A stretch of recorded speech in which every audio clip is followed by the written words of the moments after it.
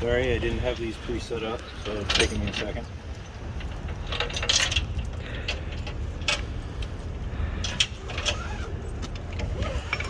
Then what I'll do is I will go to what would normally be your wheel strap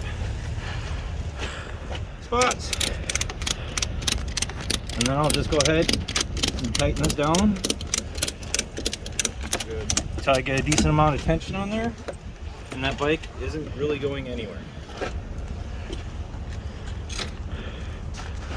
And I just tie off my 5 miles of strap because, like I said, I got really long ones. I mean, you can attach these or put these anywhere you want. I just tie them off to the grab handle. And you're ready for transport. Yep. And that is using a motorcycle adapter kit for a 1-ton.